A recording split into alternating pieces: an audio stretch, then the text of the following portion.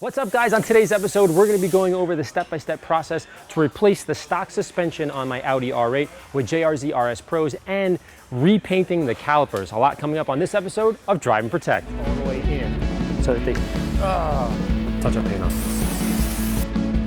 You can hear it. There you go.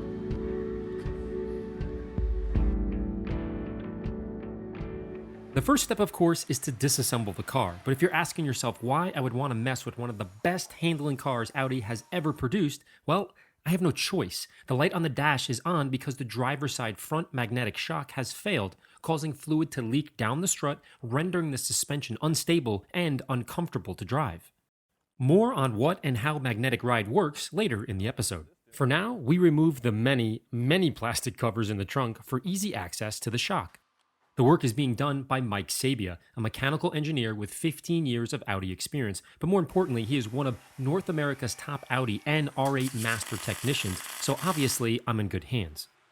The irony is, he actually built the R8 Blackbird I drove in the 2008 Bull Run Rally, which was the spark of my obsession that I fulfilled 10 years later with this particular R8, so as weird as it sounds, having him and SST work on my car was very special to me. To take Audi wheels off, wheel hangers are needed to hold the rim on the hub prior to removal. Unlike most cars with bolts coming out of the hub and a separate nut to tighten the wheel, Audi has a flat hub and lug bolts as one piece. If anyone thinks they know why Audi uses lug bolts instead of lug nuts, let me know in the comments below. Step 2 is to remove the calipers by unclipping the brake sensors, then inserting a piston compressor, which squeezes the pistons back into the caliper and allows the brake pad to slide out easily once the pressure is released. Then, the brake line is unscrewed and removed, 2 main bolts loosened, and voila, the caliper is off the car. This step was repeated on the remaining wheels, including the 2 tiny parking brake calipers on the rear. From there, I immediately took the calipers down to Performance Industries. Much like SST Auto, these guys are the best at refinishing wheels and creating custom color calipers, as you've seen in previous videos. Now, they also restored my nicked up shifter knob from the previous owner while I was there. To watch the full-length video and the step-by-step process of prepping and repainting the AMMO calipers with 3 coats of pearl red, click the link above. Back at SST, Mike was now removing the old magnetic suspension, which was held in with 2 bolts and was surprisingly easy to remove, or at least he made it look that way. Same process is repeated on the driver's side, but as you can see, the oil is leaking from the strut housing and causing the uncomfortable ride and the light on the dash.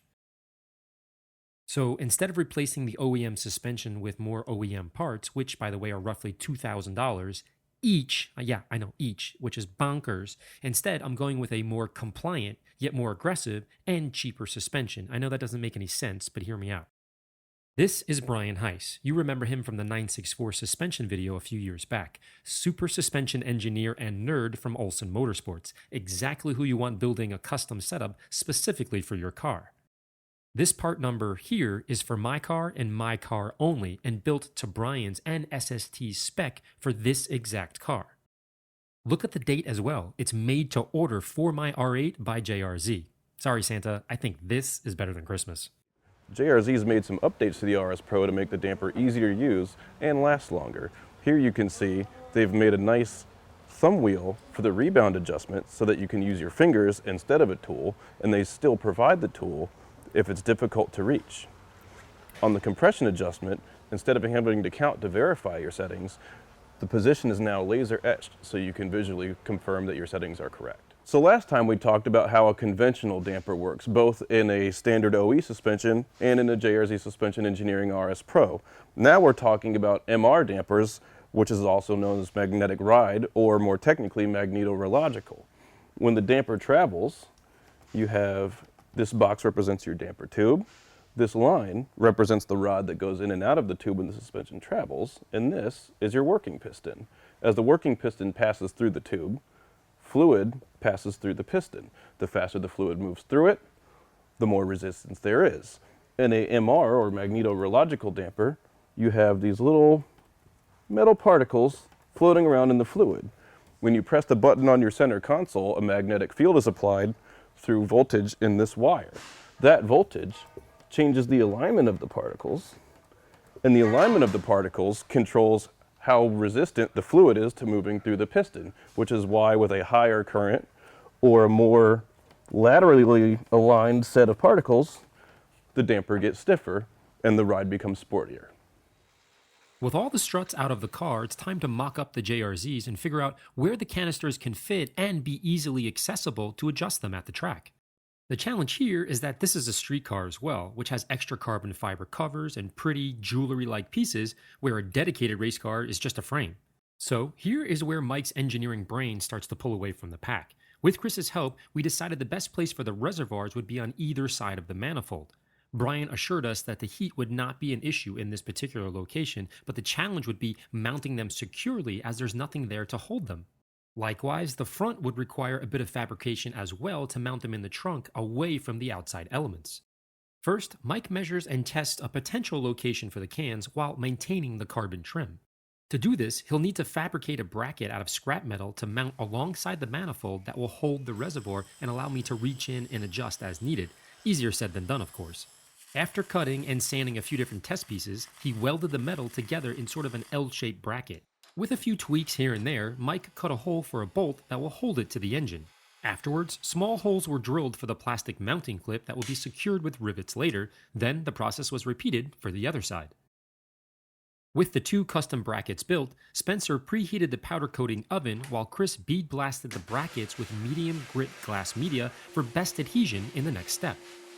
Here is a great side-by-side shot of the bead blasted part versus its original texture to really see the before and after.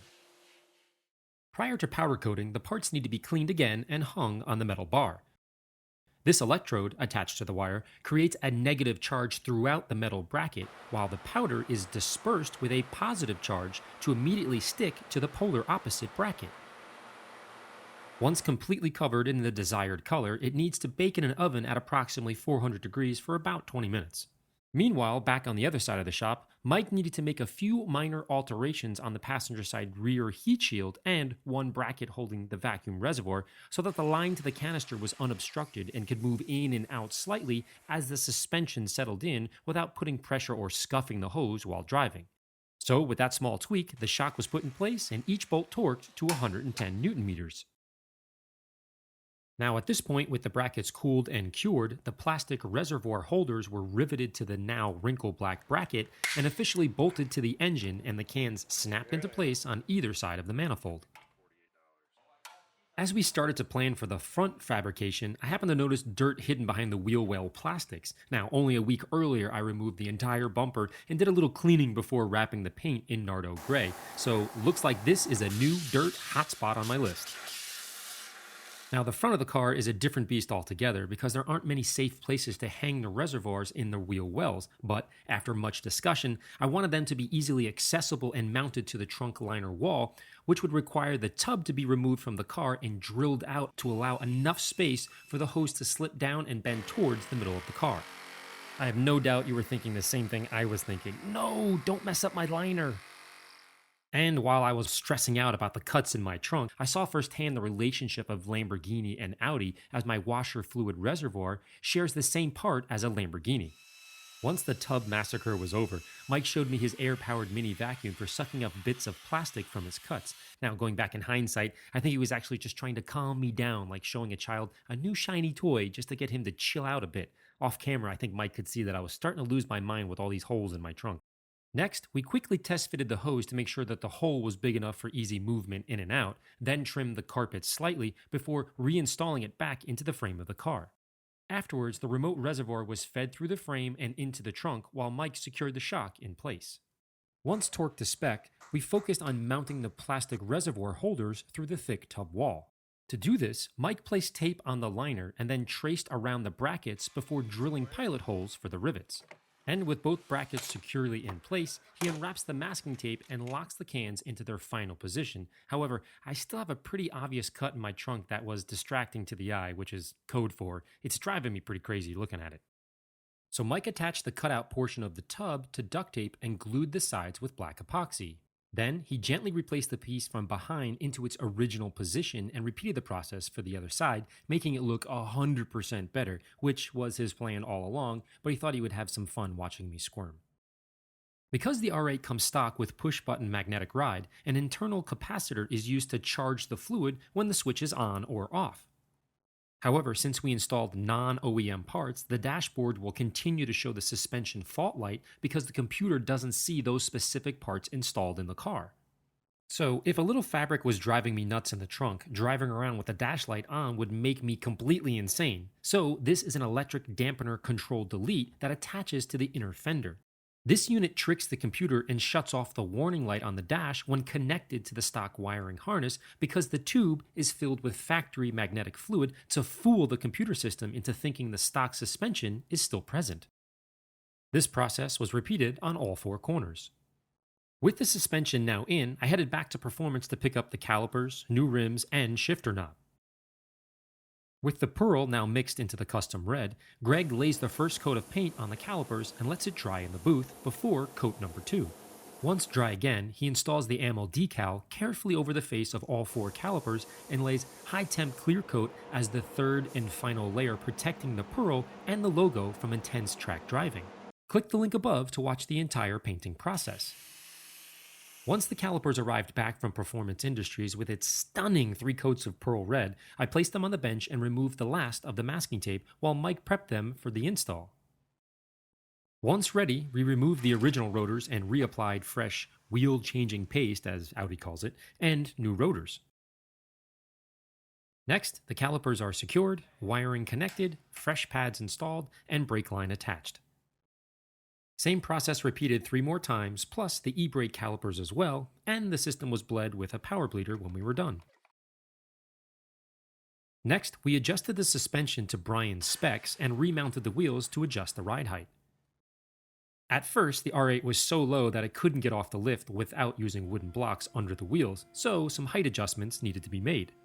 Now, my personal goal was not to have a slammed R8, but to have the car as low as necessary to work well with the race suspension while giving it a sportier look and feel on the street. Getting the height perfect requires many trips up and down the lift, wheels on, wheels off, readjusting, testing, and so on. Mike's a patient man, to say the very least. Once happy with the look and feel, it needs to be driven a bit to help the suspension settle in before one final measurement to make sure all 4 corners were consistent. Now, with the car back on the ground, Mike wanted to see how much travel would be required of the remote reservoir hose as the suspension went up and down with normal use. He then cut a special high-temp hose with scissors and slid it around the JRZ hose and zip-tied them up for extra insulation. The rear hoses were covered as well. Afterwards, the inner fender liners were trimmed to allow more space for the remote reservoir hoses to go in and out, and then easily reinstalled back into the car. At this point, all we had to do is a quick oil change and alignment, but naturally, we had an issue. As Mike removed the 3 oil pan bolts, 2 out of the 3 were actually stripped. That is not good. That's not good? Yeah. What's not good? You got no threads in here. It just spun a bunch of times before it even started coming out. We're gonna have problems here. Notice the filings all around the threads. This is indicative of over-tightening the bolts and stripping the pan during its previous ownership, which is not good. So we were almost complete with Larry's car. Just go ahead and change the oil was our final step. Unfortunately, on removal of this last drain plug here, over the course of its lifespan, it had been over-tightened. So when we removed the plug, the threads came out with it. This is a large issue because this is not a cheap part. We pulled the whole pan off, brought it to an aluminum shop. They installed an aluminum slug in the hole, welded that in, and then recut new threads. So it is as factory as you can get without actually replacing the pan. Next, Mike reinstalled the gasket and pan, then retorqued all the bolts to spec in a crisscross pattern and marked each in yellow once done. So, disaster avoided. If you're taking notes, remember to never over-tighten your drain plugs or you'll have a very, very bad day. And much like everything else on this car, a seemingly simple oil change is not normal nor is it easy, so I suggest not tempting your fate and trying this in your driveway. But for the brave or insane, here are the steps, assuming your drain plugs are not stripped, to changing your R8's oil. Step 1. Engine must be at operating temperature or here on your dash gauge. It cannot be cold. Step 2. Loosen the filter cartridge a few turns to help drain. 3. Lift the car, pull the belly pan, and center your oil catch can. Next, remove all 4 oil drain plugs, 1 on the dry sump tank and 3 on the pan. Again, assuming no issues, no need to remove the pan itself. Step 5, reinstall all plugs once drained with new sealing washers and replace the belly pan. 6, put the car down and remove the old filter completely. Install new filter in cartridge and lube O-rings with fresh oil and replace. Step 7, add 8 quarts of total 5W40. Next, start and run the car for 30 seconds, then shut it off, then add 3 more quarts. Step 9 is to run the engine to operating temperature once again. Once achieved, step 10 is to turn the car off and let it sit for 2 minutes on a level surface. Pull the dipstick and check the level. Naturally, the dipstick isn't necessarily simple to read either. There's a fill line and a do not fill line, but there isn't a full marker. Not exactly sure what the logic is behind that, but I'm told it's supposed to be. And it should be in the upper third of the do not fill. So in this area should be your oil level.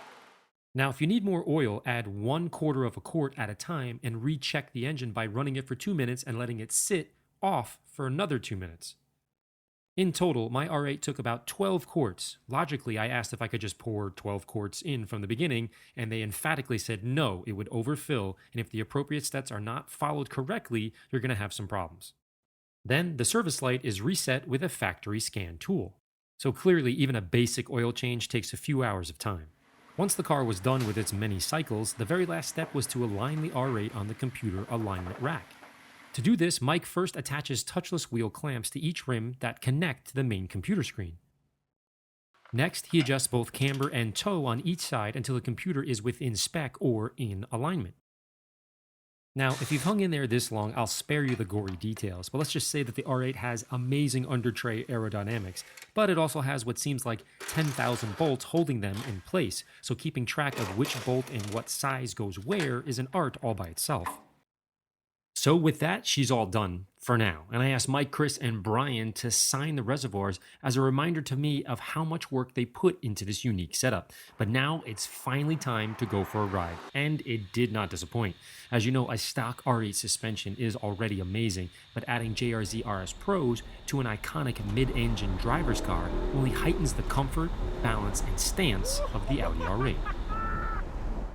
For more info on all the parts and professionals I used, see the description below. And as always, thanks for watching, and we'll see you next time.